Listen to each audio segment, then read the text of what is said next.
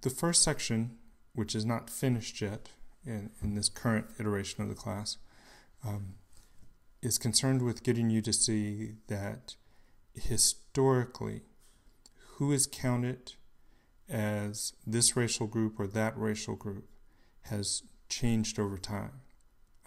Mostly the focus is on an idea of whiteness and trying to show that this was not always the concept that was employed, and who's counted as white has over time changed. That's to show you that there's a disjuncture between the concept of white and any particular group of people at any particular time. In one of the classes I had a few years ago, an online class I think, a student quit after 1 week.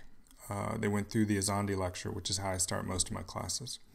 And the student wrote up on a discussion board this note: and why the hell are we learning about these Africans anyway? Well, I thought it was kind of odd. I mean, usually in a university course, you don't expect to know what it is you're going to learn. Like, if you already knew it, why would you take the class?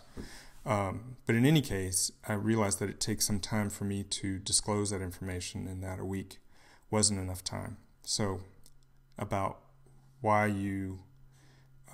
why the course starts with the Azandi, there's this. I'm trying to do a flip. I'm trying to flip your perceptions, your thoughts about one particular thing. I'm really just trying to do the flip. You could argue that if you understand the flip, that you understand the whole class, whatever grade you might get. The class is, to some extent, the flip. The Azandi show the flip, or at least they give you a way to see it from the outside, which is where it's easier to see. An old professor of mine, Melvin Pollner, wrote a book called Mundane Reason, in which I see him trying to create this flip in readers. He uses a concept of worlding, W-O-R-L-D-I-N-G, worlding. The idea of worlding is that you start off in what he calls a mundane perspective, taking the world around you sort of for granted as an independent reality. It's just there. And even as we try and talk about it or describe it, the basic thing of it out there in the world is taken for granted. And he's trying to say there's an entire sociology where you look at how people go about the work of worlding. That is, how they go about the work of seeing an independent world separate from themselves, and they're seeing it. Okay, a little philosophical. I know. It's bad.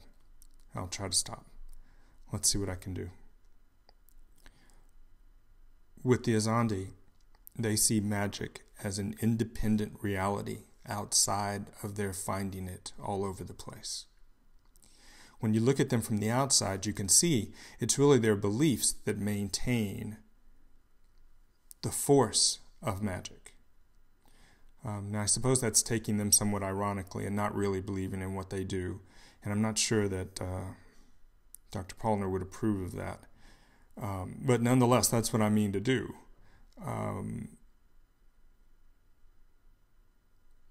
It works with all sorts of things.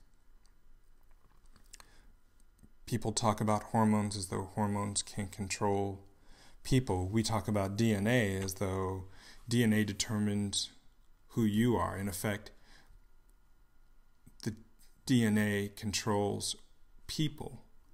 And then you say, well, how does DNA come together? How does the double helix happen? Well, it turns out part of the process is people have to come together sexually before the DNA comes together. But we see it as the DNA causing whatever else goes on. Although people who do genetic studies are usually quite a bit more careful than that. People talk about their moods taking them over, their emotions taking them over. Some nice work on this in a book by Jack Katz called Seductions of Crime, and another book called How Emotions Work. There's an idea that these things exist independent from us. So, for example, people see themselves as part of a racial or ethnic group, that they are black or Asian or white or Italian or Irish or whatever it might be.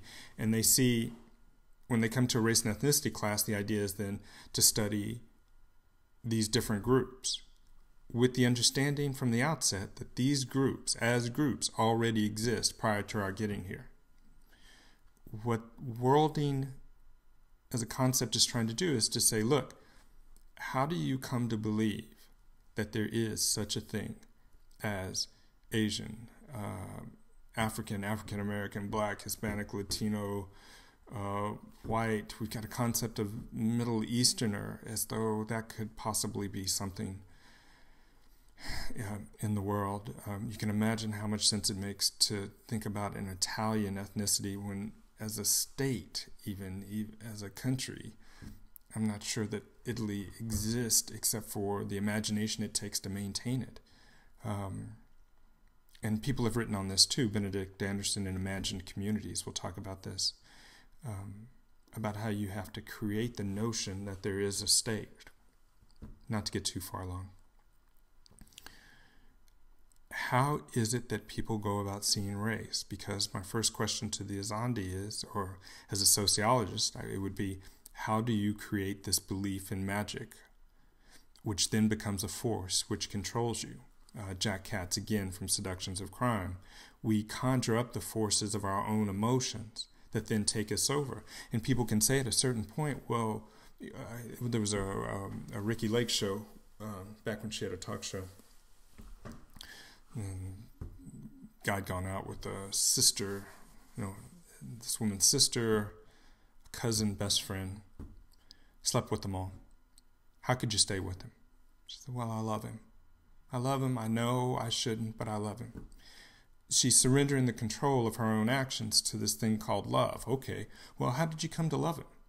I mean, how do you go about the work of falling in love? Because it's not like you're just walking through the mall and you're like, boom, oh, there I am. You have to go sit next to somebody, hang out with them, get them to hang out with you for a long time. You have to overlook things. Sometimes you're going out with somebody for like a year, 2 years, and all of a sudden you see a characteristic from him who was there all the time, and you're like, how the hell did I not see that before? It was there all the time. That work of not seeing all the things you have to do to fall in love. I was a cigarette smoker for 12 years. Do you know how much work it takes? First cigarette's terrible, awful. You have to want to smoke the cigarette. You have to conjure up the forces that then take you over. And then what we do, having done the work, to create these forces, is we hide our hands and say, my goodness, look at that addiction. As though the addiction came out of nowhere and did you, instead of the fact that you had to take the steps down the road, or somebody had to do some work to get you down the road. What we're trying to do in class is back up, not take race and ethnicity as these already created things, not believe in the, you are this, you are that. But look at the work it takes to see yourselves as a race or an ethnicity. That already is sociologically relevant work, political work, social work, interactionally available work.